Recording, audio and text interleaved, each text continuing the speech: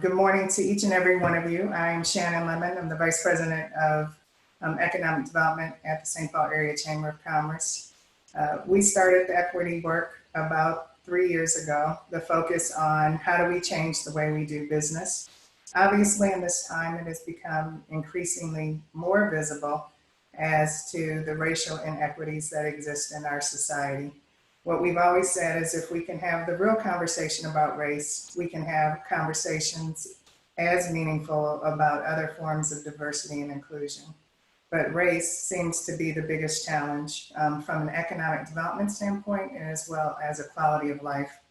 And with COVID changing how all of us live each day, as well as the tragic loss of George Floyd, we see that some of these inequities permeate throughout our society and affect us every day in ways that we do not realize until something tragic happens.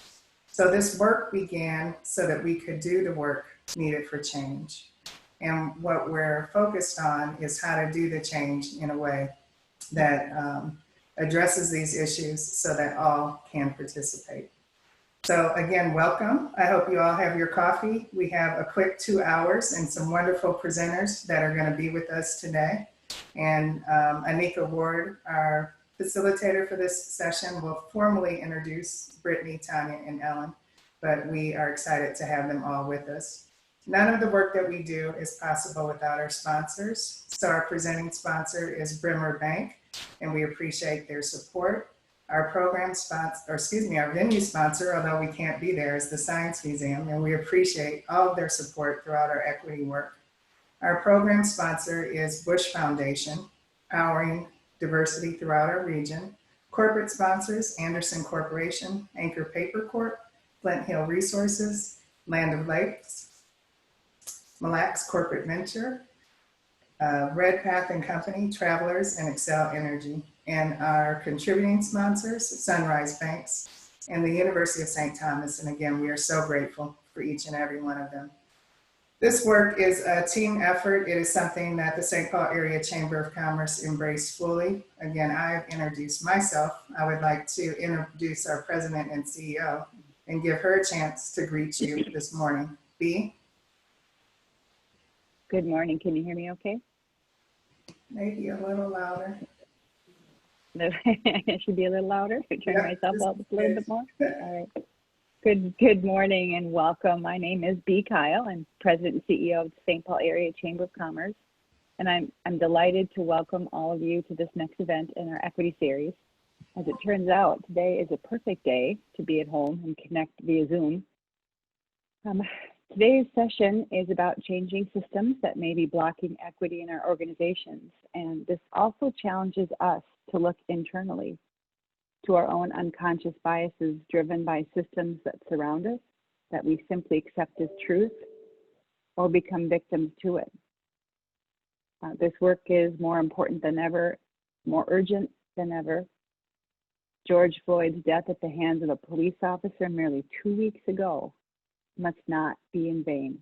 Yesterday at 11 a.m., many of us paused for 8 minutes and 46 seconds. And yesterday continued to be a celebration of life, true, and yet we wouldn't be here at all today if all of us were valued equally. So our challenge, indeed our commitment to one another, must be that we continue this work together. We do not have the luxury of considering racism someone else's problem. So this morning, we do invite you in to continue this journey together as we learn how to lead the change that we want to see. So again, I welcome you. Thank you, B. Appreciate it. And with that challenge and encouragement for all of us to move forward, I turn the program over to the very capable hands of Anika Ward, who is founder and principal of the Sankofa Leadership Network. Anika has a deep and vast experience in public-private leadership. She has developed deep and strong capacity in the work of diversity, equity, and inclusion. She is a brilliant mind and a gracious soul in leading us through this conversation. So without further ado, you are in the hands of Anika for the rest of the program until I see you at the end. So Anika. Thank you so much, Shannon, for that kind introduction. And thank you to you and Mikhail and the rest of the SPAC team for hosting this series of important discussions. I am appreciative of who's on the line, who's in it for the long haul and in it to really make some change happen. You know, we are coming together as business and community leaders on a regular basis now to discuss and address our role and responsibility in building a more inclusive and equitable region. And so today's focus is around changing systems that can be blocking equity in your organization and the work that we need to do on self in order to move to system, and how we engage really intentionally within the systems to make change happen. We've talked, you know, it's been a while since we've had this structure, well, and this is a brand new structure for the equity series, but we began in March. And then since we ended up having these every other week touch bases, really brief equity briefs to discuss what's going on and what we can do about it. And I want to remind us that we've discussed already that it's one thing to be aware of all these issues and all these disparities in our community, and to feel bad about it. It's a whole completely different thing to act and to move on them with a sense of responsibility. I'm reminding us that the disparities, we've discussed this at length, that the disparities that we are seeing, experiencing, watching, have been baked into our laws, our policies, and our practices, from education to financial to housing institutions, et cetera. And that's the world that we have inherited from decisions that have been made and continue to be made. And so in order to make a difference, we know that we have to bake equity into everything, into the core of what we do. And it starts with the self-work in order to address the systemic issues in work. So we've known for a long time, we've talked about this at length across the state of Minnesota, that our state is one of the very best places to live in the country. And we know this because we hear it on a regular basis, and that's the voice that some of us are hearing, and then there's others across our state and across our country. But in this specific state of Minnesota, we've got particular issues, and we know that we have some of the worst disparities. While we have some of the best conditions for some, we have some of the worst conditions in the state for some.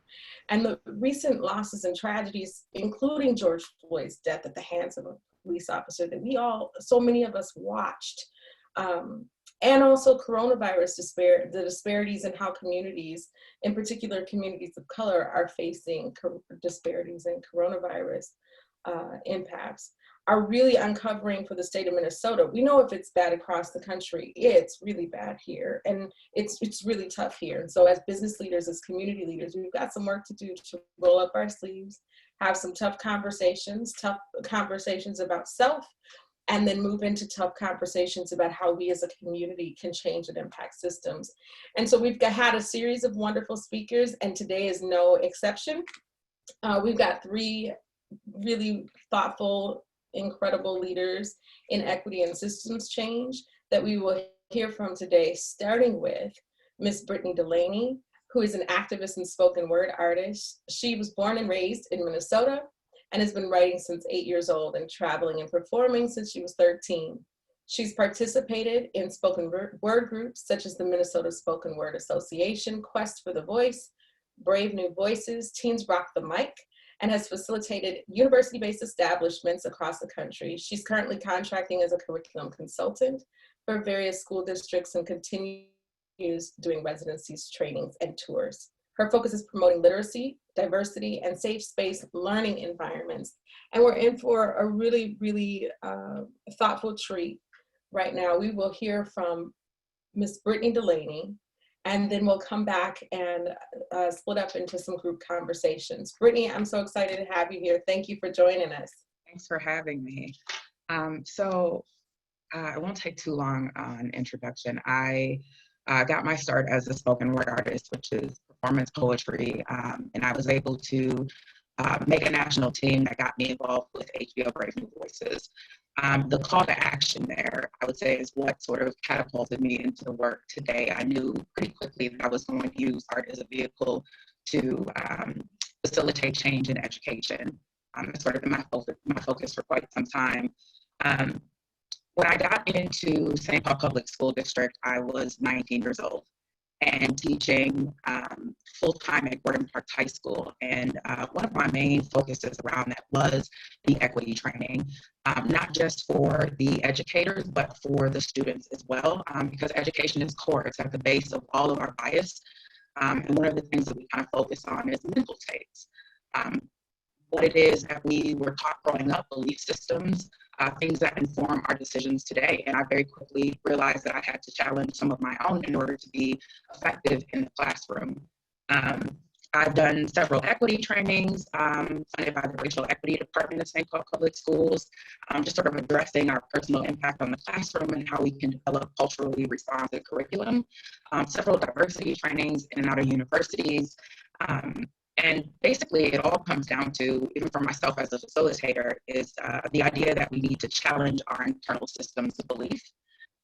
So I'm going to share a piece that I wrote specifically for this to just sort of get us going this morning and hopefully get us into a space where we are able to have more personal conversations about our own personal bias that we bring to the table, because before any of this work can be done on a higher systemic level, we have to start kind of at the personal one and the things that we bring to the table that keep us from being able to sort of make that kind of change.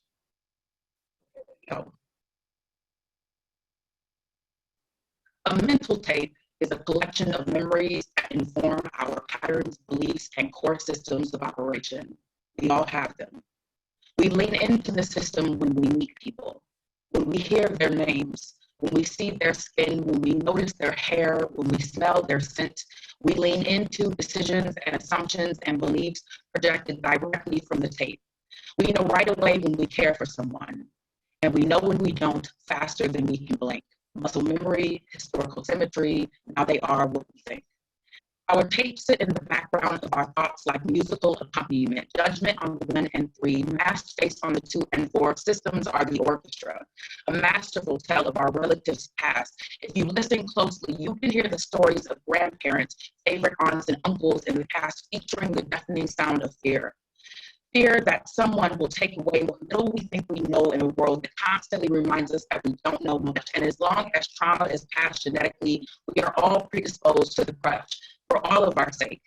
This is why we must break the cycle. These bodies we live and keep score much longer than our lifetimes take.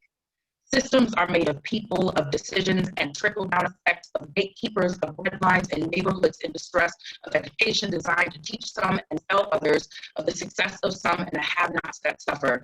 They are made of barriers that keep some in and others out, but what they don't tell you is that there are no locks around.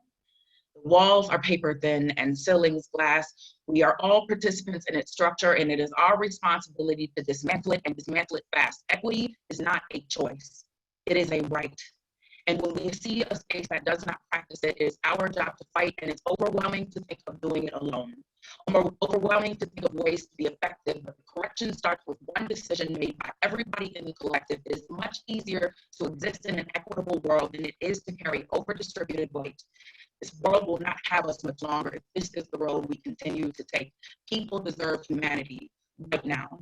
People deserve equal process in every facet of life yesterday. The meek deserve to inherit our best tomorrow, and tomorrow is today. A mental tape is a collection of memories that inform our patterns, beliefs, and core systems of operation. We all have them. We lean into the system when we meet people, when we hear their names, when we see their skin, when we notice their hair, when we smell their scent. We lean into decisions and assumptions and beliefs projected directly from the tape. But tapes can be recorded over. New tapes can be made. The melody of yours can inform mine. Each one repeats every day. Thank you so much. Thank you, Brittany. I know we had some breaking up at the beginning of that of your presentation. I'm so sorry, but I have really appreciated what you've shared. Can you talk with me for a second? I want to make sure that our audio is working well. Brittany, thank you for that. Thank you. I want to, you shared this conversation about mental tapes, and I'm wondering if our audio is back on, if you could share the beginning half of that presentation again? I know that's awkward.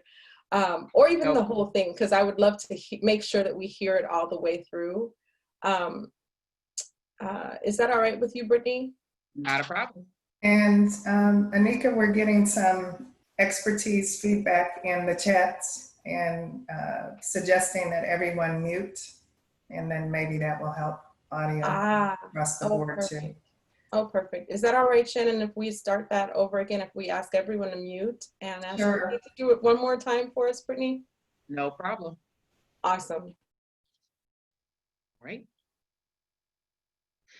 A mental tape is a collection of memories that inform our patterns, beliefs, and core systems of operation. We all have them. We lean into the system when we meet people, when we hear their names, when we see their skin, when we notice their hair, when we smell their scent. We lean into decisions and assumptions and beliefs projected directly from the tape. I see someone saying we're still breaking up. I'm wondering if, as a last try, you could adjust the audio level on your speaker, on your microphone. I'm at 100 here. And of course, guys, we did all the pre-event prep. Yeah. Some are saying, or I could turn off the video. So I'm going to turn it off really quickly and let me know if you hear me. Okay, and then maybe just the audio down a little bit. I don't know. All right. All right. Are you all hearing a breakup? Not right now. You sound perfect to me now. All right. And then everyone is saying that technology is great and it works. All right. Here we go. All right. I'll run this through to the end here. A mental tape is a collection of memories that inform our patterns, beliefs, and core systems of operation. We all have them. We lean into the system when we meet people, when we hear their names, when we see their skin, when we notice their hair, when we smell their scent. We lean into decisions and assumptions and beliefs projected directly from the tape. We know right away when we care for someone, and we know when we don't faster than we can blink. Muscle memory, historical symmetry, now they are what we think. Our tapes sit in the background of our thoughts like musical accompaniment, judgment on 1 and 3, masked face on the 2 and 4. Systems are the orchestra. A masterful tale from our relatives' past. If you listen closely, you can hear the stories of grandparents, favorite aunts, and uncles in the cast, featuring the deafening sound of fear. Fear that someone will take away what little we think we know in a world that is constantly reminding us that we don't know much. And as long as trauma is passed genetically, we are all predisposed to the crush for all of our sake. This is why we must break the cycle. These bodies we live in keep score much longer than our lifetimes take. Systems are made of people, of decisions and trickle-down effects, of gatekeepers, of bread lines, of neighborhoods in distress, of education designed to teach some and fail others, of the success of some and the have-nots that suffer. They are made of barriers that keep some in and others out, but what they do not tell you is that there are no locks around. These walls are paper thin and ceilings glass. We are all participants in its structure, and it is our responsibility to dismantle it and dismantle it fast. Equity is not a choice. It is a right. And when we see a space that does not practice it, it is our job to fight. And it's overwhelming to think of doing it alone, overwhelming to think of ways to be effective, but the correction starts with one decision made by everyone in the collective. It is much easier to exist in an equitable world than it is to carry over-distributed weight. This world will not have us long if this is the road we continue to take. People deserve humanity right now. People deserve equal process in every facet of their life yesterday. The meek deserve to inherit our best tomorrow, and tomorrow is today. A mental tape is a collection of memories that inform our patterns, beliefs, and core systems of operation. We all have them. We lean into this system when we meet people, when we hear their names, when we see their skin, when we notice their hair, when we smell their scents. We lean into decisions and assumptions and beliefs projected directly from that tape. The tapes can be recorded over. New tapes can be made. The melody of yours can inform mine. Each one, reach one, repeat every day.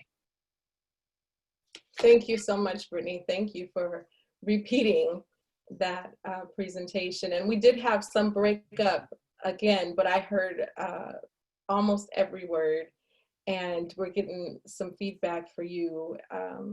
That was beautiful. We Thank you. appreciate you. We appreciate your talent and you sharing that with us. Mental tapes, the conversation about mental tapes. We have just a couple of minutes, but Brittany, can you share what brings you to share the discussion about mental tapes with us this morning as you consider the discussion we're about to have? I think right now, sort of with everything that's going on in the world and everything that's really been, it's become very clear to me that this is not the fight of one group of people. It's going to take each and every one of us to move forward, or nobody moves. We're all participants in this system, and it's our responsibility, each and every one of us, to be a part of dismantling it. So one of the things for me before I write is kind of always coming clean with myself. What are, some prejudice that I hold? What are things that inform my steps before I walk inside of the classroom? And honestly, working with children kind of made me confront all of that. I came in sort of knowing what I was doing, but children will sort of be a lens to yourself. And it made me stop and realize that the problem inside of the classroom was not the curriculum. It was not, that in part is a problem, but I was not as much the curriculum, and it wasn't about the students' behavior. It's what I came in assuming about them, what I thought I knew. And all of that was informed by the way I was raised, the systems that held me up. And so I ended up having to confront that. I'm constantly confronting that in order to be effective in a space. And as hard as it is to have these conversations, it's incredibly necessary. We're not going to be able to create any sort of systemic change without challenging our personal bias before we come in. That is what keeps all of us from moving forward. Systems are made of people, and not making the decision to do that is staying in place. And your one decision, you, one human being, can stop the flow forward. So yeah, that's where it's at for me. I'm looking, somebody's saying my speaker is not working. Please check my connector. Let's see, I can hear you all fine. There's a little bit of breakup, Brittany, but I appreciate you sharing that with us. I think I'm having to listen intently, which is what I need to be doing right now anyway. But I apologize for the difficulty with sound that people are experiencing. Brittany, what you shared makes all the sense in the world.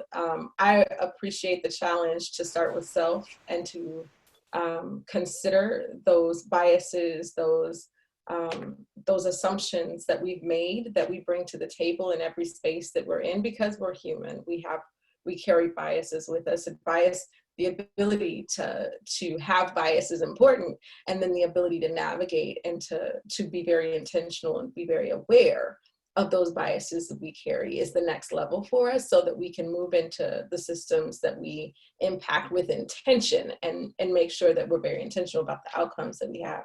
So thank you for introducing that discussion for us.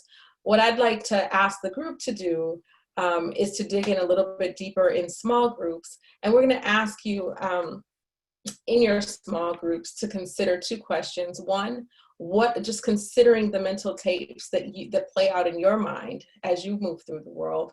Number one, what are the things that you've heard, assumed, believed growing up that you might want to consider challenging? Or what are the things that you've heard others speak to that give you some insight into the belief systems, the assumptions that they've believed that impact the way they enter the world?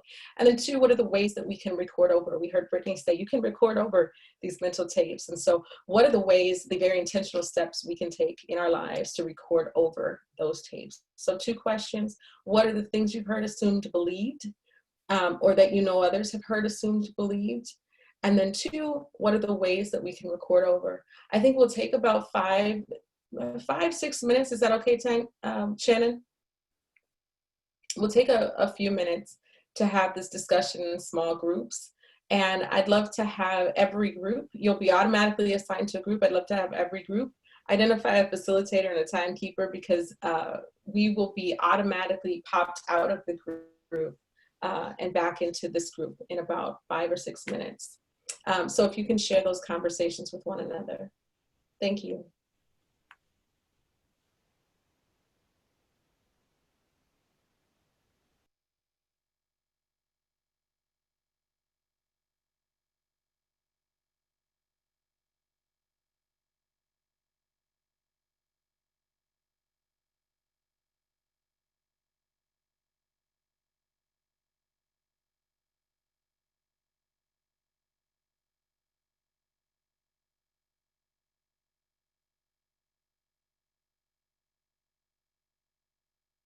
Conversations and reflections.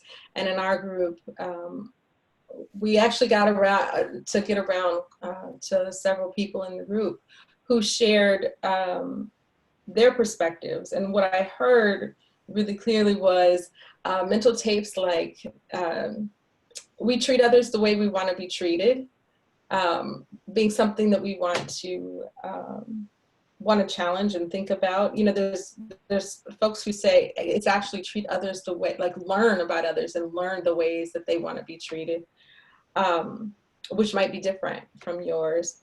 That everyone is equal, and so many people see the world in that way. That everyone is equal, so we start off equal, and so we should all be treated the same. Some conversation about unlearning, not only learning and recognizing, learning some of the things that we don't know about our neighbors and folks in our communities, but being very intentional about the things that we need to unlearn.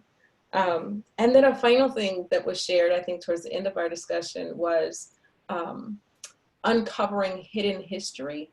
You know, when we're not tapped into, when we don't know all the things that have taken place to get us to where we are, that impacts your mental tape.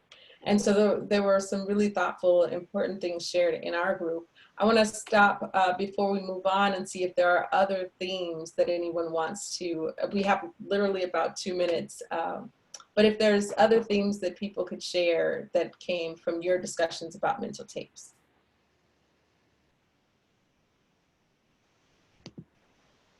I don't know if you want us to raise our hands and the little, like our little blue hands and or just unmute and talk.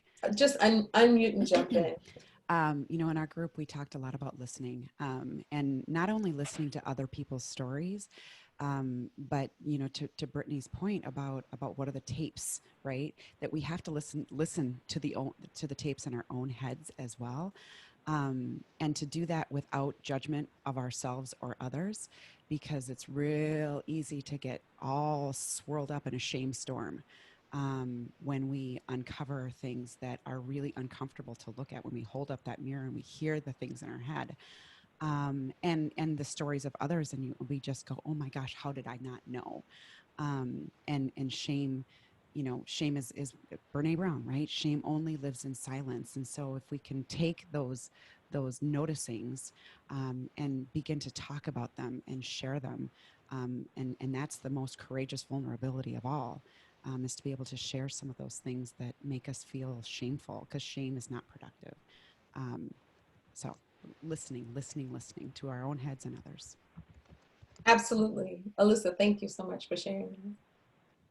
I'd like to share very quickly if I could. Please.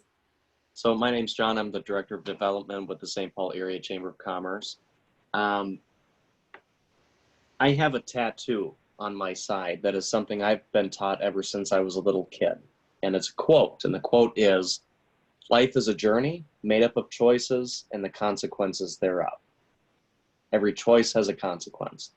And so in that spoken word from Brittany this morning, equity is a right, not a choice.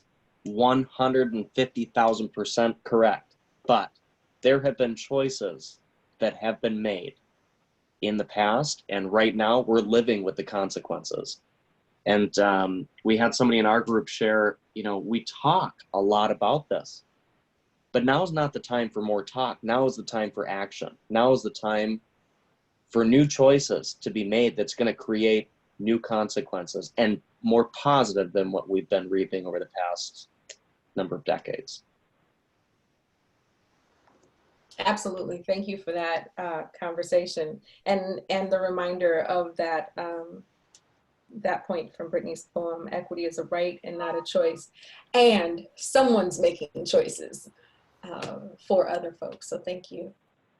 Anything else before we move on? It sounds like some rich conversations were had. So thank you for sharing high level insights.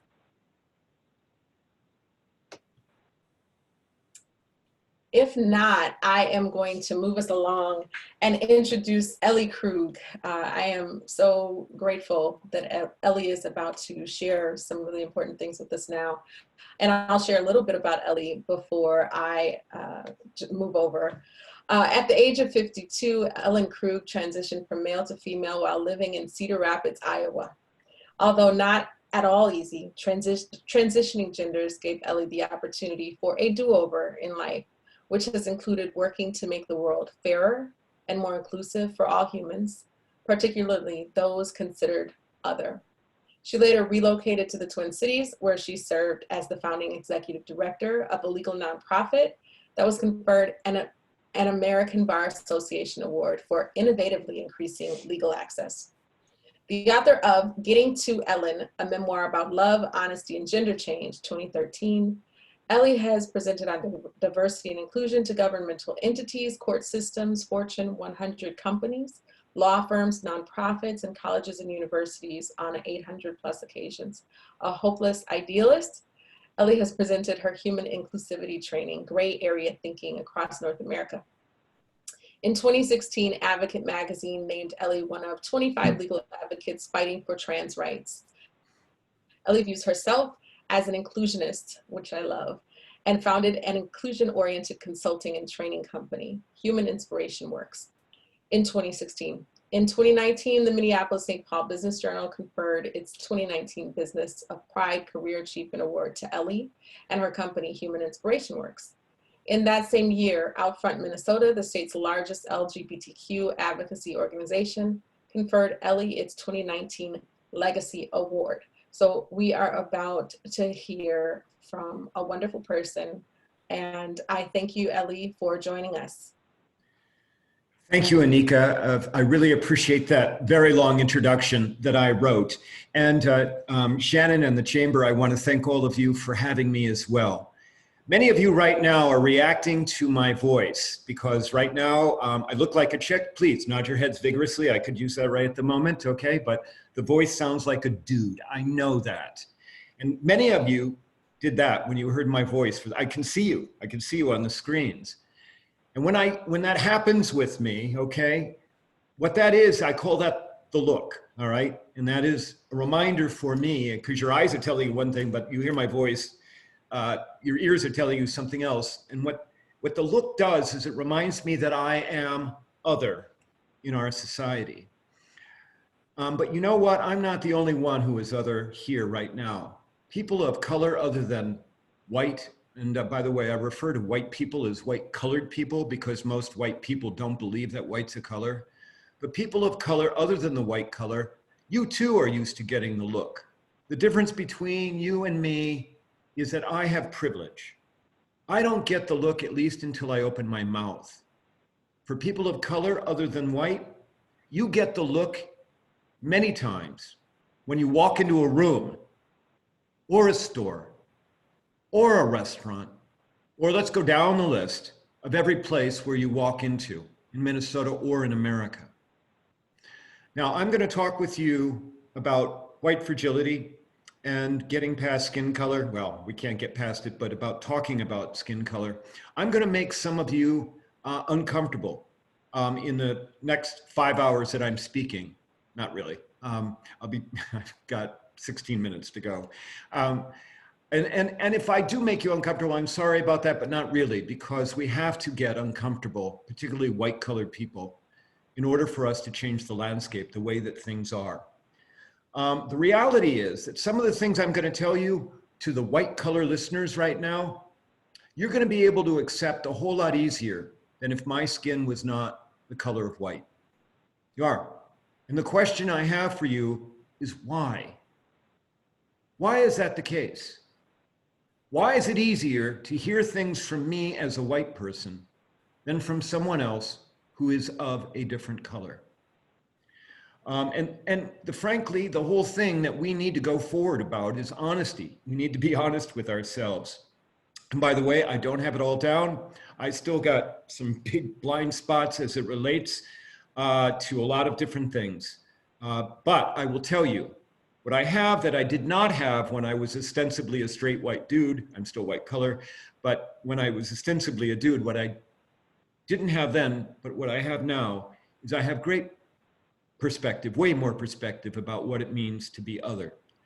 I'm going to give you some very brief historical reference. We're going to do a little words and phrases. I'm going to give you some timeline information. We're going to do a poll in the time that I've left, and then I'm going to end with some action items for you. I'm not trying to shame anyone who's listening to me right now, particularly white colored people, and I'm not trying to make you feel guilty. But 98% of us all have good empathetic hearts. I mean, 2% are total sociopaths, but I'm assuming we don't have any sociopaths here listening today. But we all have good empathetic hearts, but boy, we really need to have this conversation. Okay, so here's the question. I'm going to look at chat very quickly. Here's the question. Can anyone tell me what will be the 100th anniversary of an event on Monday the 15th? An event that occurred in Minnesota history 100 years ago. All right, chat, real quick. Who can tell me what happened 100 years ago, which would have been June 15th, 1920? Ah, Lori and Lisa. Gold stars. Yes, Duluth, the Duluth lynching. And do you know, this is what, the 10th of June? I haven't seen on Twitter, and I'm a Twitter junkie, or anywhere else, CNN and MSNBC, I haven't seen a word about that anniversary coming up. And we're all aware, well, maybe not, but I'll just tell you very quickly, 100 years ago on the 15th, 3 circus workers in Duluth were accused, well, actually there were 6 people accused, Black African-American circus workers, traveling show, were accused of raping a white woman. It's a very, very old story in terms of Black men attacking white women as the reason for white colored men to go crazy. Sorry about using the word crazy. But what happened was a mob developed. They broke into the jail where the 6 were. They took 3 of them out and did a kangaroo court, and then they lynched them. And if you go on Wikipedia right now, you'll see a postcard, and I am not kidding you, a postcard that came out of that, with a throng of white-colored men all smiling, and the bodies of 3 African Americans, 2 of them hanging from a pole. Now, why do I tell you that story? I tell you that because it's a reflection of historically how white-colored people have held down African Americans and people of other colors. They've done it through terror, through intimidation. And in 1920, there were about 500 African Americans living in Duluth. How do you think that event made them feel afterwards? Because white America historically has instilled fear into African Americans and people of other color. See, I told you I would make some of you uncomfortable. We've done that. That is white supremacy at work. Now, let me just quickly talk about some words and phrases. So, what is prejudice? Prejudice is a brain-based prejudgment about groups of humans, okay? Another phrase for it is bias. I use the phrase grouping and labeling when I do my training because a lot of people get all bent out of shape when you start talking about discrimination or prejudice. But you know what? When you use the phrase grouping and labeling, people are like, oh, well, yeah, I do that. Because there are a lot of white colored people. I can drive 40 miles, I'm pointing out the window here, 40 miles outside of downtown Minneapolis where I'm located right now, and go to any town, go up to on Main Street to white colored people on that town and say, hey, are you prejudiced? And they're gonna say, no, I'm real good with all people. And then the next question will be, well, how will you feel if they move in next door to you? Oh, wow, come on. Okay. All right. So prejudice. All right. Discrimination is action-based prejudice. So prejudice is in your head as you walk around the world. Discrimination is when you use that prejudice to either favor somebody, some groups, because like white people, white colored people like to favor other white colored people. So that's positive bias. Or negative bias, negative discrimination where we're like, nah, I don't think we're ready for them at our workplace here. Race and racism. So hopefully we're all on the same page to understand there are no separate races in the world. All right, there's only one race, all humans. We just have different skin colors. We have different body characteristics and things of that nature, but there is no separate race. But what race is, it's a construct by white colored people, dating back, Christopher Columbus days when when they started enslaving many people, particularly people from Africa. And it was a white collar human way of diminishing people of other colors as a way to justify, particularly around the concept of Christianity, because, hey, we're supposed to be good to all humans. The idea that some races are lesser than other races. Well, it doesn't matter. I mean, white people, top of the pyramid, okay? So that's that. So race is a construct of white people. Racism is a group's collective power backed by the state or institution. Okay, racism is the state operating in some way. There is no such thing as reverse racism because people of color in this country do not control the levers of authority or government. So just telling you there, okay? What is structural racism? And Anika, I just really loved this morning when you talked about things being baked in, because what I say is that structural racism is racism structurally baked in. And so how do you very often structural racism, you can't tell. You just see, oh, there is this governmental entity or educational institution. Look at it, They've got, oh, look, they've got their equity statement up on the website. How great. One of the ways that you determine about structural racism is you look at demographics, you look at statistics, because the statistics start to show. And so, for example, in Minnesota, I'm quoting stats from the Minnesota government in 2016. Here's how we see structural racism in Minnesota. In 2016, the poverty rate for white colored people, 1 in 12 white colored person in 2016 in Minnesota was considered poor. However, 1 in 3 African Americans in Minnesota was considered poor.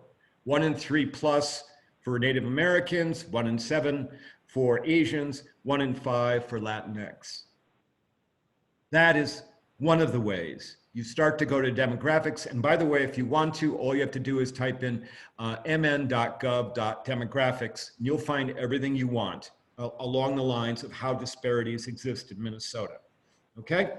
So that's how we figure out about structural racism. All right. And lastly, white fragility. White fragility is the inability of white colored people to sit in a room and talk about skin color and disparities and what has happened historically in our country, which I'm going to get to in a very quick second, okay? But we have to start having conversations, white colored people. We do. And I know it's going to make you uncomfortable, but sorry. We have to. All right, on my handout, there somewhere floating around, there's a handout that I created, and hopefully you have that handout about getting past the bumpiness. All I want to do, because I'm running out of time here, is just say there's a long timeline that's not totally complete by any means, but a timeline that exists. Unfortunately, I don't have the Duluth lynchings on that timeline, and that's my fault. But all I want to do is just make sure that everyone here understands that even before our Constitution was created, we had been in America enslaving people of other color, but particularly people from Africa. We had been enslaving them for 150 years. So when we talk about how our country has baked in structural racism, the big debate, constitutional convention about how do we treat all of the enslaved humans in the South, because if we count them as one, then the South's going to have this horrific, according to the Northerners, voting power. And so the idea was, well, we'll only count them as 3/5 of a person. And by the way, we will tax you in the South. I mean, for having those people, I mean, we'll tax you if you have enslaved humans on your property helping you farm. We'll tax you because they're considered chattel. So look at the timeline. If you want to walk away from here and have a conversation with anybody, by the way, the document is copyrighted. I'm giving all of you permission. You can copy that document to your heart's content. Copy the timeline, okay? All right, we're gonna do a poll real quick now. And Faith, are you ready with the poll? I've got a series of questions here that I want to ask you. And here is poll number 1. Your responses, you can only pick one response, and your responses will be anonymous, okay? So there you go, all right? So question number 1, in your workplace, how often have demeaning comments, including jokes, around skin color or country of origin been directed at you? Okay, please populate the poll. Go ahead. In your workplace, how often have you heard demeaning comments or those jokes about skin color or a country of origin that have been directed at you? Okay, please go. Hopefully, Faith, we've got people populating and you're seeing the numbers, and I'm going to give you all about 10 more seconds. 1, 2, 3, 4, 5, 6, 7, 8, 9, 10. Okay, Faith, please publish. Okay, all right, so how often have comments around skin color, country of origin been directed at you? Wow, look at that, 86% none. Monthly, whoa, 7%. Weekly, 1%. It hurts too much to think about it. Yep, okay, thank you. Now we're gonna go to poll number 2. You ready?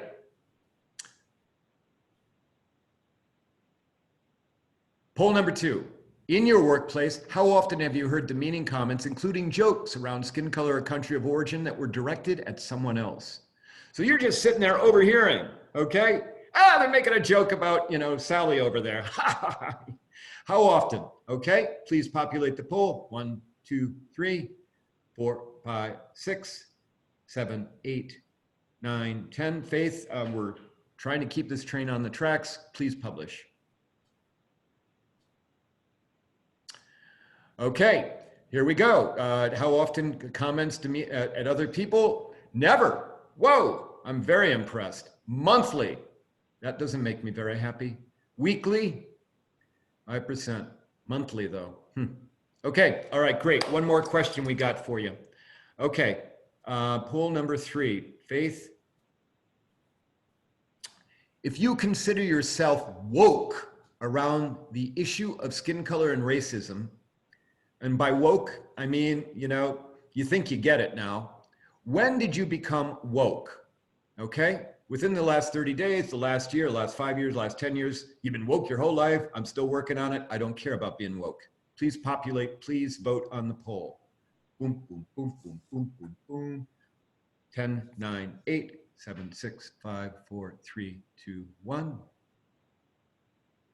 Okay, publish please, Faith. Okay, all right, we got 5% within the last month, 4% within the last year, 16 within the last 5, almost 20 within the last 10, 21% totally woke entire life. Wow, 30% working on it. 4%, I don't care about being woke. And you know what, you 4%, if you said that, guess what? I'm very proud of you for at least you're being honest, okay? I mean, I'm not happy with the answer, but at least you're being honest. We can't get to where we need to be without us at least starting to be honest with each other, okay? All right, thank you. Thanks, Faith. I really appreciate you doing all that, Faith. Thank you so very much. Okay, all right. I've got a minute, 2 minutes to go. All I can do is this. I'm gonna give you, there are multiple ideas in my handout about things that you can do within your workplace, but here's 2 things that you can do. One is that you can go and understand the data. I mean, we understand at least that, you know, in Minneapolis, the percentage of people of color is somewhere around 36 to 38%, depending on what statistic. Know that, will you? Because when you walk into a room here in Minneapolis, you got some idea whether the room is representative of the community. Secondly, here is what you can do. Ask questions and look around. In your organization, it's a simple question. What percentage of people of color do we have in our organization? Ask that question. Don't rely on the statement on the website. Go and ask HR or somebody. But when they give you the percentage, oh, look how good we are. We're, 25%, other than white color. Ask the second question, and that is this. This is the more important question. Where are they in the organization? Are they down in the mailroom or at the cafe? Is that where you're grabbing your stats from? How many are managers? How many are directors? Hey, how many are VPs? Those are the questions. So you have to, for our post-George Floyd world, we have to be asking those questions. And then you need to ask, why is it? Why is it that way for us? And look around and see the structural racism in our country. For example, every construction site in downtown Minneapolis, do you know what? Every one, it's all white colored workers. You will be hard put to find an African-American or a person of color working on any of the construction sites in downtown Minneapolis. And I'm sorry, the explanation is, well, we there aren't many candidates. That's an unacceptable explanation. Okay, and lastly, if your organization isn't getting right, vote with your feet. Go somewhere else. Go to a place that values all humans, regardless of skin color. Thank you all so very much. I really appreciate your attention. Thank you. Thanks, Anika, and thanks again, Shannon and the Chamber. Ellie, your personal experience and your passion and the wealth of information that you're sharing with us is greatly appreciated by me, and I'm sure everybody else on the call right now. I'm I think struck by this conversation about structural racism and the concept that sometimes you can't tell. Sometimes, especially when you hear people describe their upbringing from a perspective that we're all equal, we treat everybody the same and we treat everybody equally, and then you look at organizations, just the conversation about the importance of peeling back the layers and asking the questions that need to be asked, because it can look like everything is fine, and it can also look like these outcomes that we're having are just a coincidence.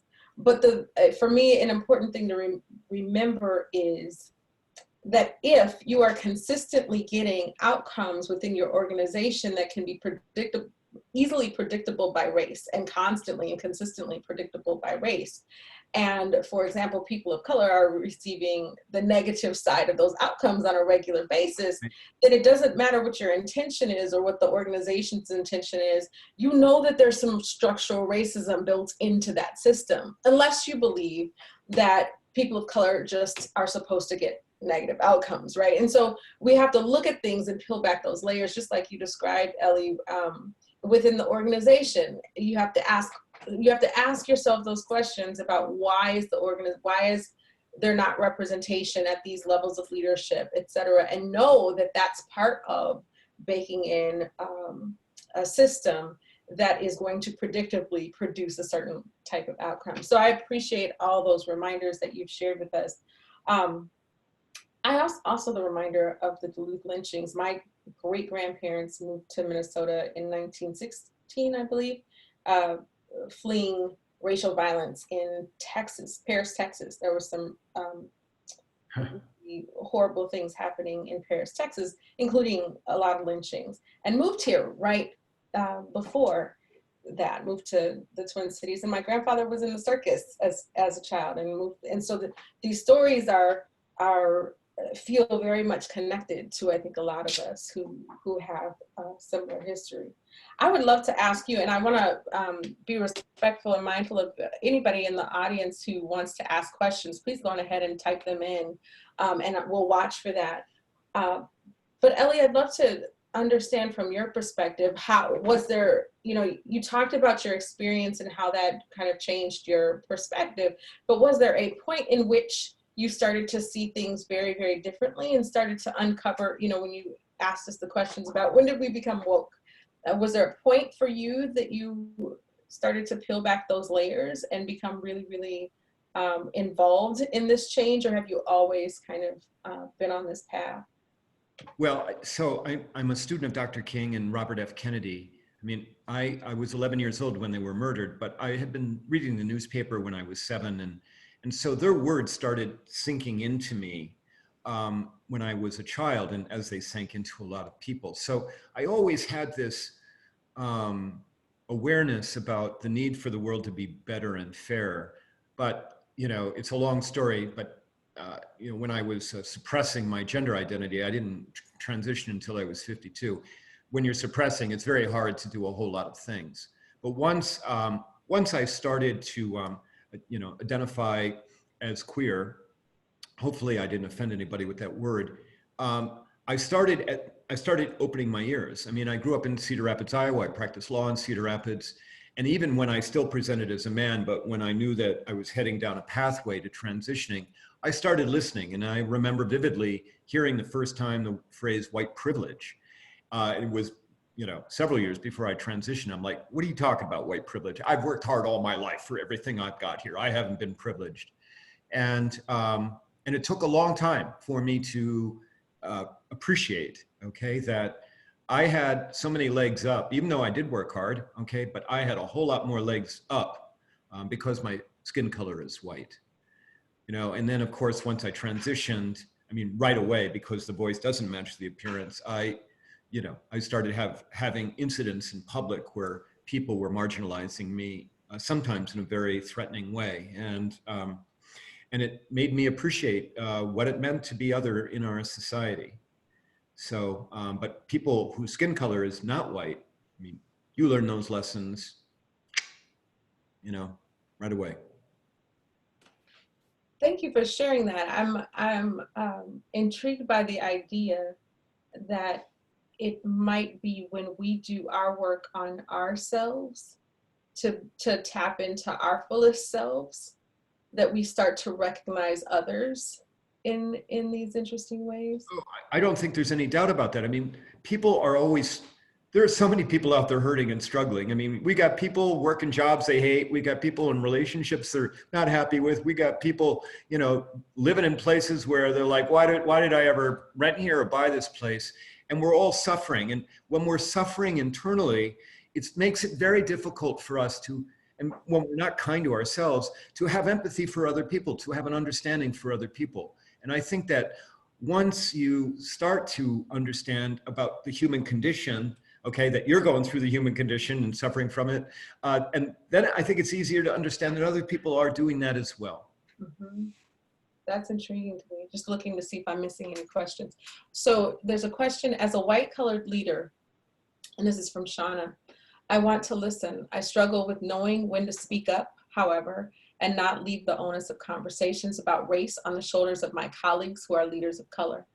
Do you have tips on when to listen and when to lead with our voices as white colored people? Well, I think that, of course, it's always important to listen. You know, in organizations, it's very helpful to have allies. So if you can enlist a couple of other white colored people in your organization to help push forward for change or to push forward to have conversations. And really, it all has to start with conversations and start with asking questions. And if you can enlist some allies to do that, then I would tell you to do that. Although I tell you, I did an event last night. We had a mom and a dad out in Shoreview who said, you know what, we've stopped letting our relatives out in Iowa say demeaning comments about humans who aren't white. We stopped it. We used to like, oh, that's just, you know, Uncle Joe. But now we're starting to push back and we're just saying, no, we're going to have those hard conversations with our relatives because those conversations need to be had. Important. I'm looking at a note from Tanya Stewart, who says that white privilege refers to the collection of benefits that white people receive in a racially structured society in which they are at the top of the racial hierarchy. Made famous by scholar and activist Peggy McIntosh in 1988, the concept includes everything from whiteness being equated. This is, and says this is a good read. So Peggy McIntosh, 1988. I'll ask one more question. I don't see a second question right now, but I'll ask one more question of you, Ellie. What advice do you have for folks? So it's a two-part question actually, because one, I'm interested in this conversation that was started, I think, in my group earlier today about shame, or no, it was in the full group, about being stuck in shame and this thing that happens to people when they start to uncover these huge issues and disparities, and how they get stuck. What advice would you give for organizational leaders who are trying to do their own work and wanting to move past the shame to make a real impact? What needs to happen? What advice would you give? So my advice, first of all, what's happened historically in Minnesota is that our leaders have avoided having conversations because they're too difficult, okay? We're gonna make people uncomfortable. And I think that as leaders, we just have to get past that and understand we're gonna be uncomfortable. You know, not to promote me or anyone, but it's always great. Bring somebody in from the outside so you're not doing all the work. The second thing I would say around concept of shame is, look, you didn't create the system, all right? You weren't around, you know, when the Constitution was formulated. You weren't around when the slave auctions were happening, okay? So you didn't create it. That's all right, okay? Just understand that. You didn't create it. But now you benefit from it. And so that you have not shame, but obligation and responsibility to change it. That's what you have to do. So please get past your shame with great respect and do some damn thing about it. I almost swore. I appreciate it. Thank you for that. And I think it was Alyssa who brought that conversation up and referenced Brené Brown and the fact that when you look at these things from a shame, Brené Brown talks about when the difference between, I think it's like shame and guilt. And when you look at these things from a shame perspective, you can't be productive and you can't contribute to change. When you look at it, and her perspective is a guilt perspective, and you really think very clearly about how you have contributed and how it's a more productive lens, because you know that you have contributed and there's something you can do about it. I think shame, the way that Brené Brown describes it, or the way that I understand her description, is that shame lens is a lens where you feel helpless and you feel ashamed of who you are, as opposed to guilt, where you feel there's something that you haven't been doing and there's something that you can change, and this like responsibility to make a difference. So let me just last, because I know we're running out of time. Big fan of Brené Brown, big fan of the idea that vulnerability brings us together rather than pulls us apart. And along those lines, I have called for Governor Walz to create a Truth and Reconciliation Commission in Minnesota for us to, across Minnesota, have conversations about why white skin color is favored over other skin colors. And it calls in part for talking circles where we can get people of all colors in a room to talk about what their fears are, their experiences are, what is happening. We need to do that, because what's happened historically is we've tried to fix the problem without ever getting to the root of the problem, which is why white skin color is favored. If you want to read more about my Truth and Reconciliation Commission idea and my call out to the governor, and a separate document, 10-point plan about changing the diversity and inclusion landscape in Minnesota, go to elliekrug.com, and under the menu item of projects, you can actually get downloadable documents that will give that to you, although I think maybe Shannon has those as well. So I'm going to stop talking. Anika, thank you. And now everybody, you're going to have a really great treat with Tanya Hampton, Dr. Tanya Hampton, because she is just a rock star. Thank you so much. I think we were going to end on a video. Is that right, Ellie? Yes, I think that Shannon or Faith has that queued up. Perfect. Ellie, thank you so much. We appreciate you. Thank you. Thank you, everyone. I really appreciate it.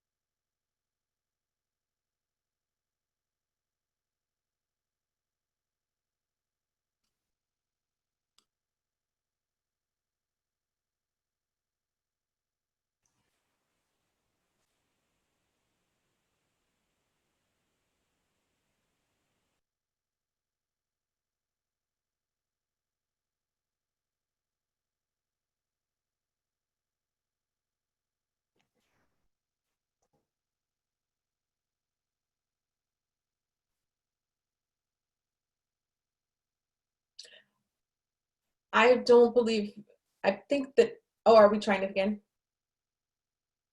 We were not able to hear the sound.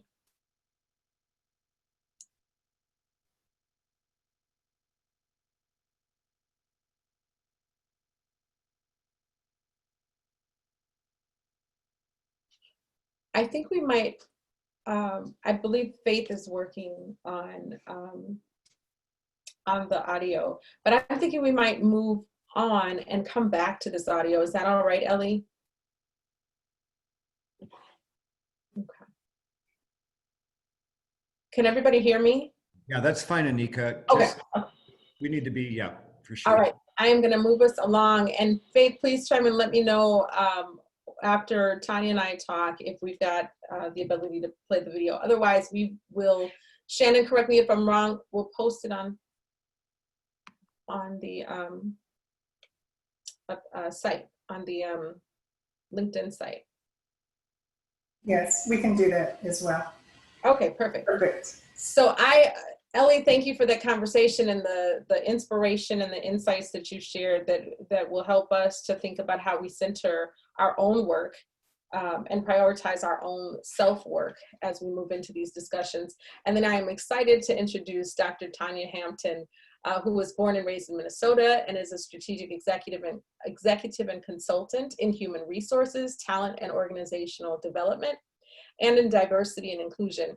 She holds over 25 years of professional experience sustaining work environments and cultures, promoting inclusion and engagement by relying on diversity of people, perspective, and experience to achieve company mission, goals, and values.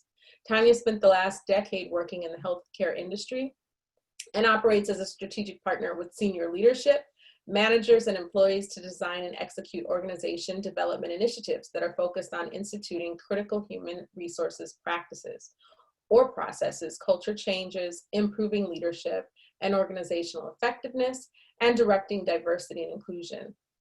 Tanya serves as an adjunct professor at St. Catherine University, where she teaches and advises students in the master's programs for leadership and organizational development, and has worked for Dorsey & Whitney, Honeywell, Best Buy, Ecolab, Accenture, Medtronic, Health Partners, Planned Parenthood, and now works at Cook Ross, which is a management consulting firm.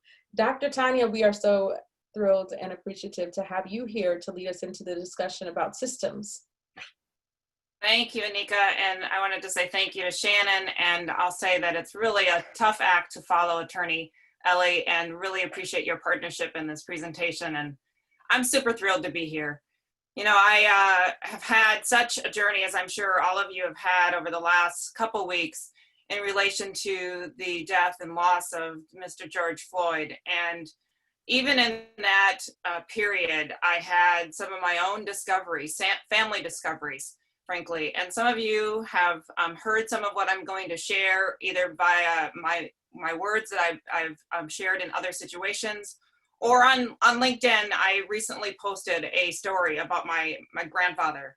And just very quickly, you know, I am reflecting on the earlier comments and the question that Ellie posed about how are we thinking and feeling in terms of our journey. It wasn't the exact question, but our journey around, are we woke? And as a Black woman, I want to acknowledge that I am not woke. That there are times when I think I am, and then there are also times when I most certainly know that I am not. I present that, again, as a Black woman and in reflection of my own journey and story, because I learned even more in the last couple of weeks than I've learned all of my life about my own race identity, about my family race identity, and the identity race of other individuals in this state of Minnesota. And I certainly can't speak for the full world, but certainly as we look at social media, we get a glimpse of what's going on for others in the world. And what I want to invite is the opportunity, one, that you affirm yourself that being woke is a lifelong journey, that cultural humility is about change, and that it is important as individuals that we remain open to understanding what we can learn, even when we think we've understood it all. And that can come from any race. And then the second thing I'll share before I jump in about change and how we create systems change is that this is a humanity circumstance, that we are talking about ensuring that every human feels like they are treated as though they are welcomed, as though they are belonging to the various systems, organizations, lives of others that they want to be, right? That they belong to those different areas. So with that, what I want to step into is having this conversation about change. And change is really important from a sense of helping your own self to wake up, as well as helping organizations to wake up.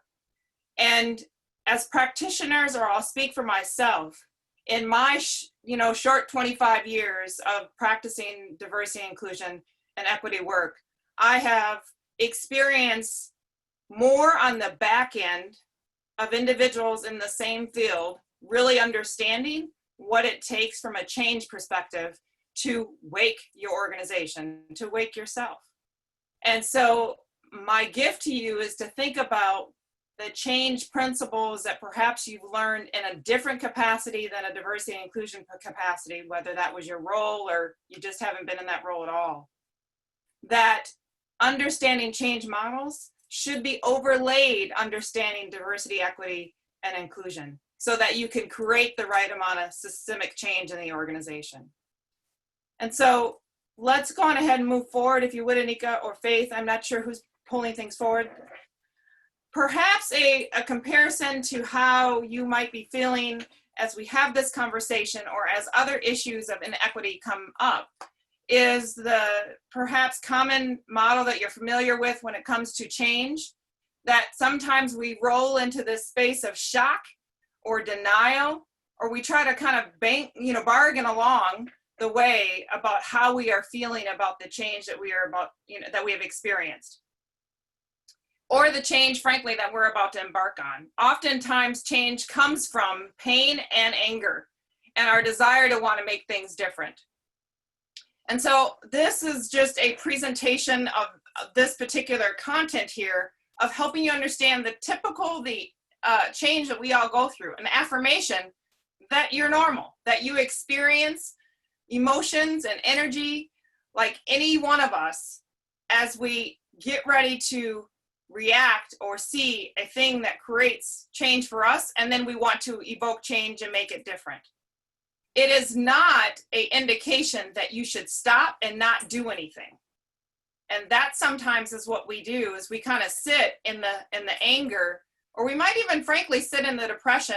And I'll be honest, this is not a linear path that you can go backwards and forward, right? And not even know sometimes that you're in emotions. But if you can get as far as understanding and accepting, then you can start to actually change yourself and change others around you.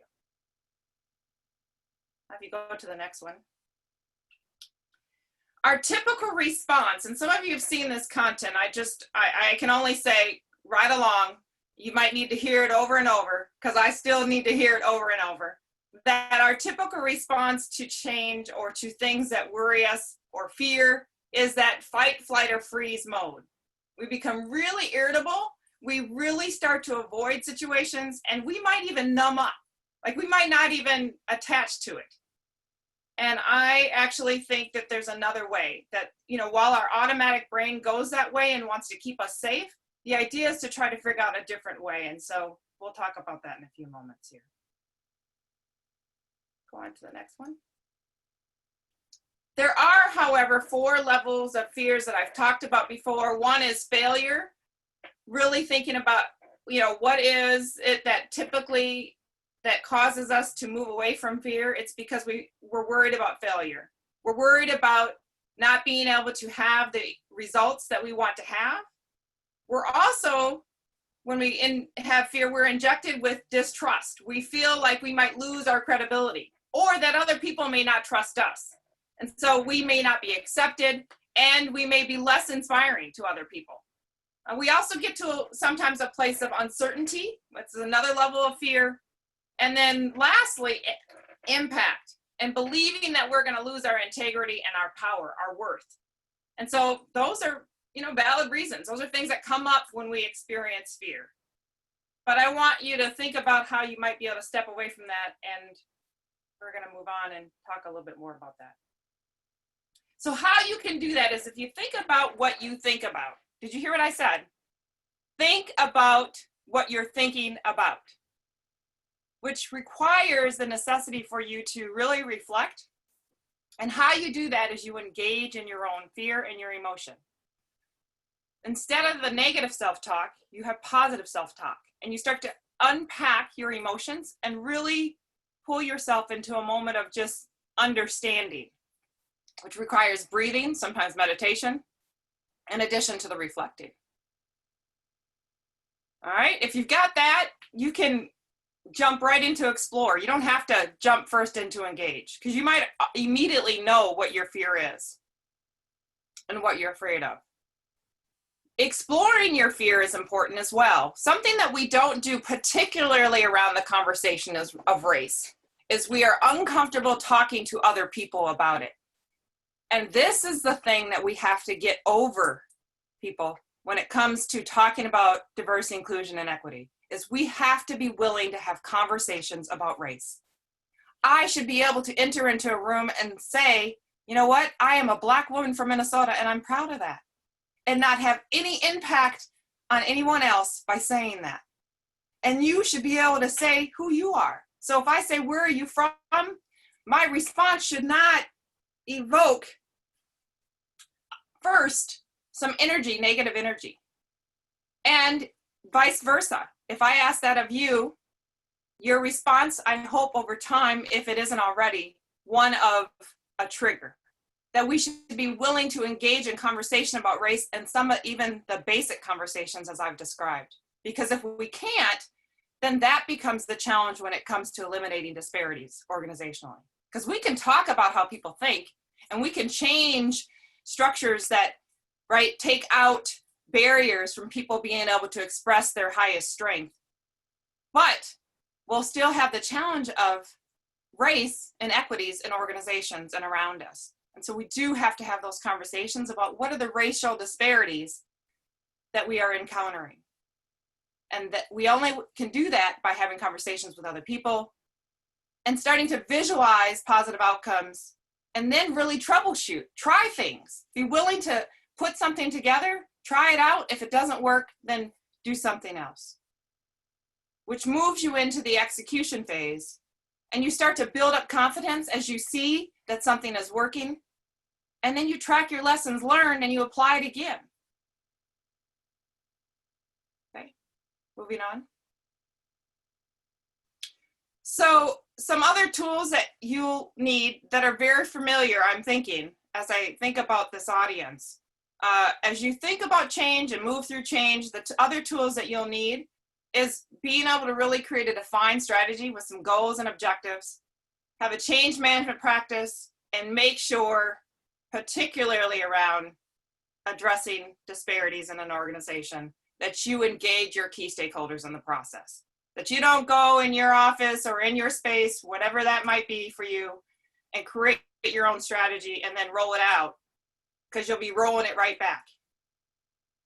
So what instead you need to do is have conversations with others and engage them in the dialogue and bring them along. Allow them to contribute so that they can own it. And that's the work you're going to be doing with your key stakeholders. So these next couple slides really have a lot of data on it. My point for you is not to go through them, but more or less to share some reminders of what these different tools contain, and then hopefully have you take some nuggets away that are helpful for you. And I'd love for you to, invite yourselves to go into the chat and make comments that are helpful for you, and perhaps others aren't seeing what you are seeing.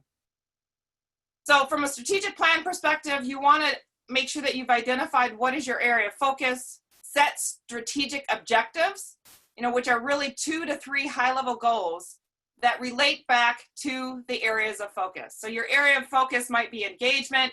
Your high-level goal might be to make sure that you are driving a higher level of engagement for your organization, employee engagement.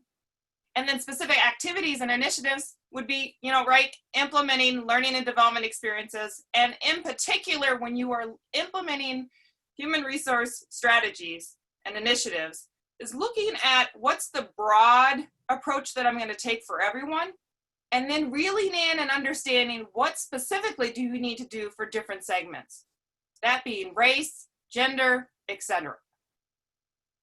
And then you obviously need to put together some implementation steps. Imagine as well what are the outcomes that you're going to want to achieve, and then have performance indicators to measure your outcomes a year from, so that you can always reflect back and say, did we make the progress that we wanted to? And if we didn't, reset those goals. And over and over and over. Move on. This is a change management example. It's not the example. And I'll tell you, not one example often for me in my practice has worked by itself. That the interchange of multiple different models is easier when it comes to creating systemic change, because it allows you to be adaptable. It also allows you to integrate different practices that different practitioners before our time created around change management. And so this outlines for you that to prepare for change, you really need to understand how you define the organizational change management practice that you're going to take on. Recruit the change management team. You actually need a team. You can't do that change by yourself. And part of that team is your key stakeholders being a part of it. Some of you have done this where you've worked with employee resource groups or business resource groups, or you've worked with your executive team.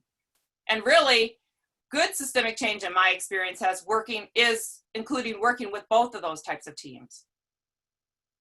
You also want to make sure you put together a plan with the metrics that I've talked about as it relates to your strategic plan. The metrics here from a change perspective aren't really different, but you do want to make sure that you're narrowing in on what's the percentage change that you want to have.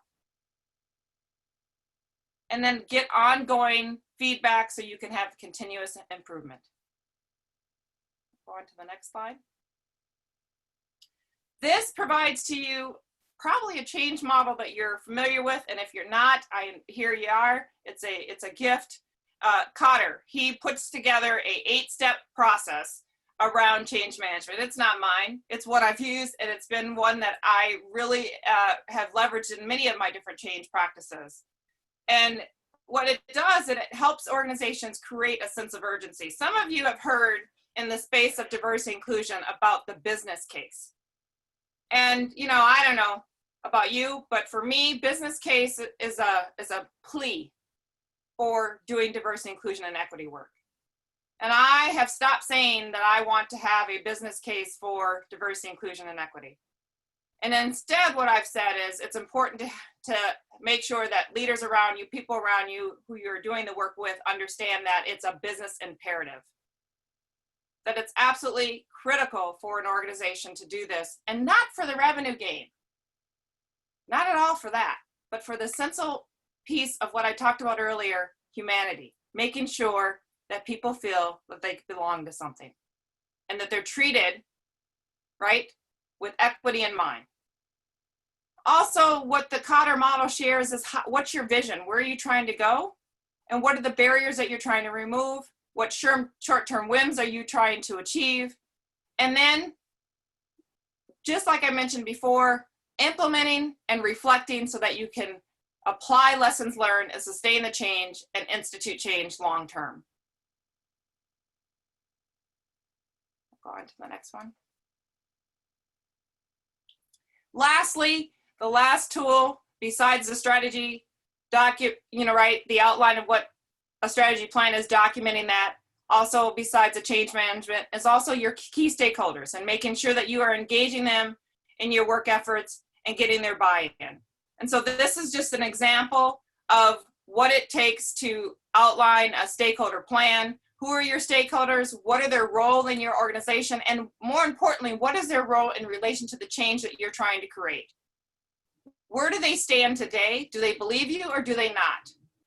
And so that's important so that you can actually come up with your strategy on how to engage them further or to start with engaging them.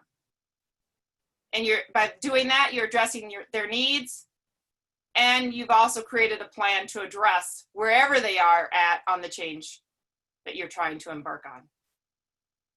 And so that's it. There's perhaps not a concrete jewel here for some of you, but hopefully a reminder that the things that we've used, the tools that we've used in our business space to do the work that we do for our organizations is very much applicable when it comes to diversity, inclusion, and equity work. That these models weren't just created for one management system, but that they were created for different business management opportunities for organizations. And that's what diversity, inclusion, and equity is, whether we're talking about your organization or the community. This is equally as applicable when it comes to community change as well. I haven't been watching chat, but I would invite the opportunity, if anybody had a question, for people to ask questions of Ellie or I, if we've got time for that, because I think we have yet 10 minutes before we have to roll it over to my dear friend, Ms. Shannon Taylor. Or Lennon. I said Taylor. Why did I say We do have time for questions. And I'm watching. I don't see any right yet, so I'm going to ask a question until we get them. Is that all right? Absolutely. All right. So I'm struck by, and I appreciate the Cotter's model that you shared, especially starting with creating the climate for change. And so I would love to get more thoughts and ideas from you. I think a lot of organizations fail to start there. We see a lot of organizations or leaders who want some quick accomplishments to be able to note. And so they start with digging right in and trying to get, a diverse leader and, applaud that. I think oftentimes when they do that and they forget that your climate, there's a reason that you're not keeping and retaining people. There are reasons, and there's some things that you have to do to make sure that you're at the same time creating an atmosphere where people, where these discussions and this work can be successful. And I think that's really hard to do sometimes in spaces where folks want to see change happen very quickly. Of course, we all want to see change happen quickly, but we want to see it be very intentional. So I wonder what your advice would be for folks who are trying to lead this change in their organizations and how they build that climate, especially thinking about the people that they have to bring into the conversation. You talked about getting stakeholders involved. What's your advice for doing that in a way that's impactful and that is timely so that it can support other changes that are happening in the organization to be successful? Thank you. A couple of things I would offer. One is people have to see themselves in the change, right? And so personal stories are really important when it comes to particularly diversity, inclusion, and equity challenges in an organization and them addressing the opportunities that they should be. And so getting people to acknowledge and understand their own story. And we all have stories, getting back to Ellie and her comment about whiteness and white being a color, it absolutely is. And so really helping people to see that they too have an identity no matter who they are. And with that identity, back even to the tapes, we all have our own radio tapes that we've had in our lives that have played over and over and over that interfere with our ability to move forward. And if we can acknowledge what those tapes are and then, right, try to interrupt them and do something different, that in and of itself is improvement as well. So that's one thing. The second thing I would offer is that helping people to see that this is not a guilt game. This is not you have lost something or you've done something wrong, but this is an opportunity for us all to create better, right? And that wrong is okay. That's actually the first step in understanding what you can do, because if you know what wrong you did, then you can correct it. Like, how many times do we say that even in a performance situation? Giving someone feedback allows them to understand what they did wrong so that they can correct the behavior. You acknowledging that you did something wrong is really important in this space of diversity, inclusion, and equity, or that the organization did something wrong. So if it's not necessarily turned on you specifically, but that the organization has something to correct. And then the other thing I would offer too is just thinking about how there can be collective change, collaboration, and alignment, particularly in this space of diversity, inclusion, and engagement. It's really thinking about how can you align the organization goals to the diversity, inclusion, and equity strategy, and align the organization, the people in the organization, to make the change happen. And so that's from individual to groups that are going to help drive the change. Thank you, Tanya. And you mentioned just being clear about what you did wrong. And I think sometimes the thing that I keep hearing people say at this point, especially Minnesotans, is recognizing that having done nothing or standing in a neutral position, I'm hearing a lot of people recognize that's what I've done. Right, so right. Appreciate that conversation. We've got another question for you. What are the advantages and disadvantages of grassroots versus top-down efforts in the organization, and how do you leverage both simultaneously? Yeah, I'm going to provide an example. So, I characterize grassroots as, in this example, as employee resource groups, right? Those are grassroots efforts in organizations that you've got groups of individuals that are not responsible for this work directly coming together to want to create change for the organization. And that's a significant advantage because you've got employees engaged in the work. Sometimes a pitfall can be silos, right? You can have multiple employee resource groups focused on their agenda, that being race, gender identity, whatever the sort of the segment that they are wanting to point at, that can be their focus, and then they don't collaborate or partner with others.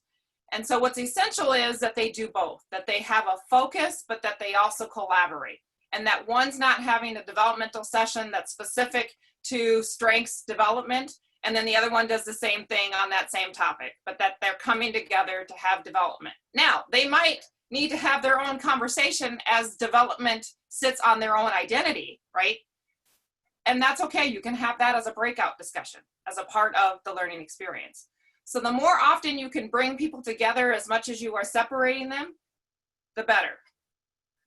The other thing I would say is it takes two necessary efforts. It takes the grassroots efforts and the top-down effort to really pull an organizational change. So when we talk about systemic or systems change, that's exactly what we need. We need grassroots efforts and top-down leadership to move the change forward. Thank you for that. And I'm still watching for your questions from the audience, and I'll jump back into the questions that I've got. So I am thinking about when you go into the work, I think the first step, in addition to creating the environment where change can happen, one of the first steps is starting to peel back those layers, as Ellie described, and looking at the data. You look into your organization, you start to understand, and I feel like there's some things that most organizations will find. One is that they, are not doing the job that they want to do at recruiting and bringing in staff that represent the communities that they're trying to build solutions for and hopefully with. And so there's a lack of diversity on the staff, especially there's almost always a lack of diversity and representation on the senior leadership teams. And so those are the folks that are making the highest level decisions that impact these communities.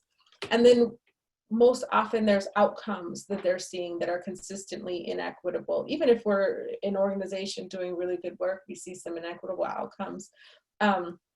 And lack of inclusion in some of our community engagement and our community relationships. And so I'd love to know from your perspective some advice for how to step into that work first. What are the highest level priorities? What are the highest level issues that people should step into?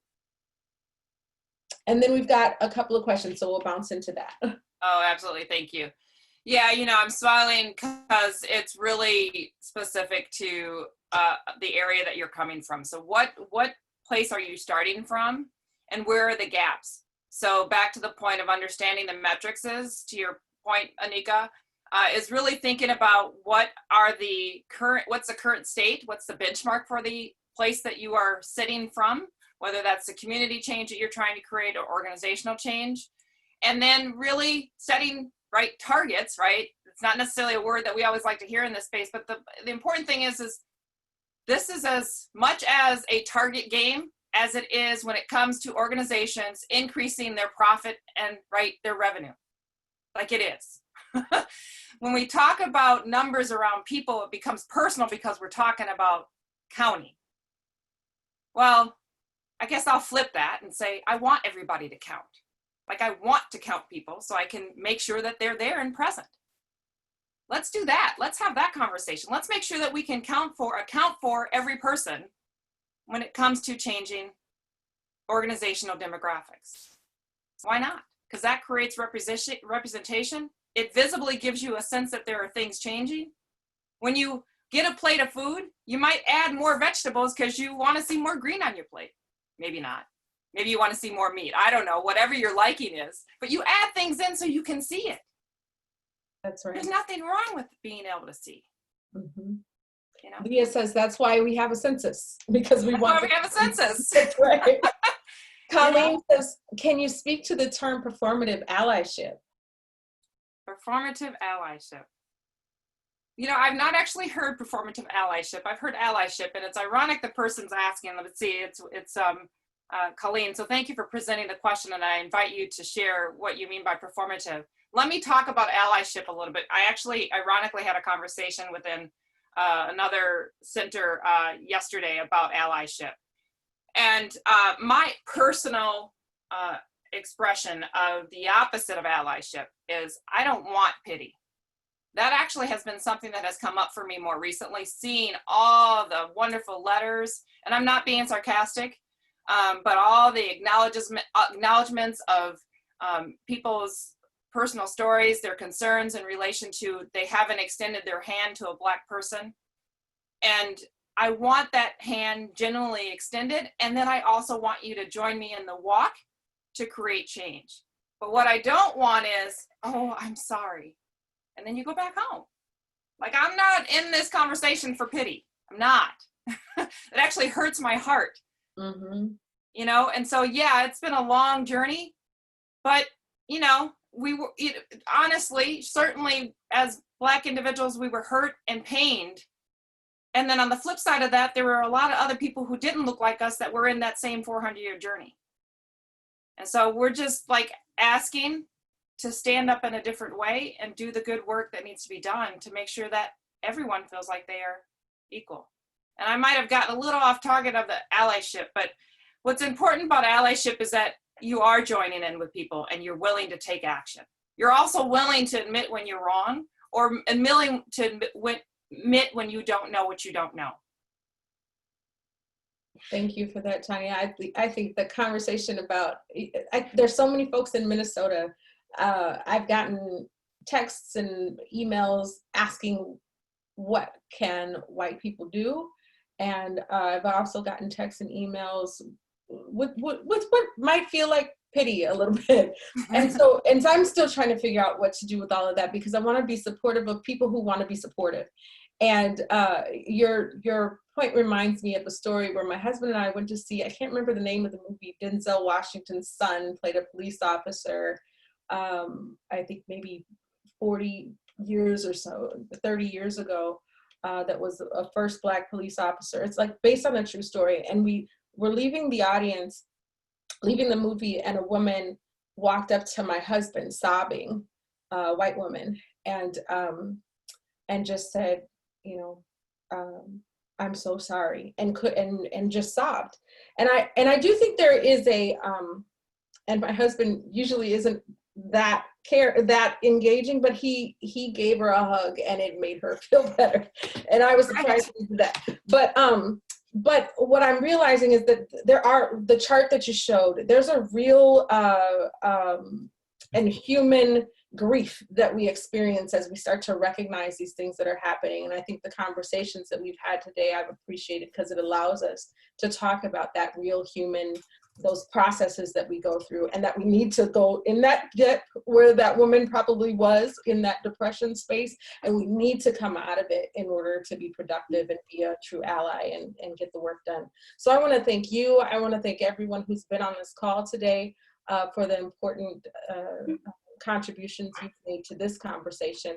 And I want to pause to show the video that I believe is queued up and ready to go now, that Ellie wanted to end us off with.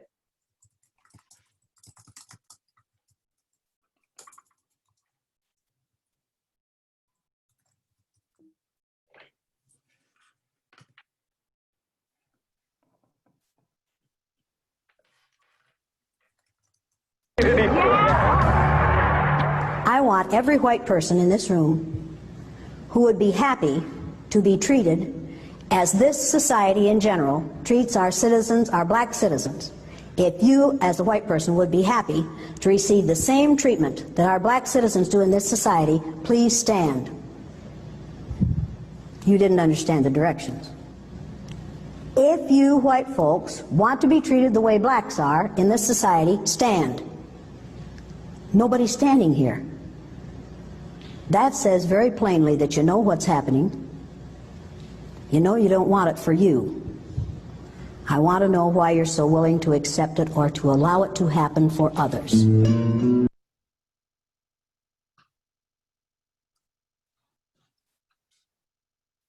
Thank you for that, Ellie. I am going to turn over the mic to Shannon to close us out today.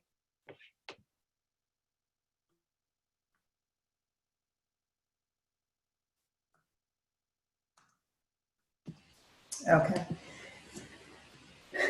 Very good. And I think that is the question that we're all here for, is what are we going to do about it? So we've had some very compelling content today. We've had an opportunity to hear in a different way about how we contextualize and operationalize our mental images and our thoughts and our beliefs, how that plays out in the work that we do every day. We've had a chance to realize that we are all one people, one race, all special, all created equal, all here, and that for various economic reasons and political reasons, that certain people were disenfranchised and taken advantage of. And then we've heard that there are things that we can do, that the emotions that we have, the feelings that we have, fears, the hope, the sorrow, the optimism are all real, and that there are constructs, models where we could actually implement meaningful, lasting change. So we are all in this together. We have an amazing opportunity. And the question is, what do we do next? What are we going to do about it? If we know it exists, it is definitely time to stop talking about it and do something. So the one thing I want to encourage everyone to do is take one of the models or several of the models and think about the application in your organization that is most at hand or most meaningful, and begin to have conversations within your organizations about how you can start to drive change. If we don't do something, nothing will change. And so we have to start somewhere. Attending these events is important. It is important that we have a community of champions, but if we don't leverage our collective strength and power, nothing is going to change. And we know this because the conversation is not new. It didn't just happen. This is how we were founded and created a long time ago, and it's deeply ingrained, embedded in everything that is American. And it's very hard to have this conversation for me because I believe in many things that we have created together. But at the core is a horrible untruth, which is that my life is not as valuable as yours. And this is just not true. We are all valuable. We are all equal. We all have different circumstances and capabilities and gifts. And if we are not given that chance to leverage those gifts and talent, then we will not win as mankind, humankind, people kind. And so one of the things that the work for the St. Paul Area Chamber of Commerce was founded on is a study that was done by the Bush Foundation.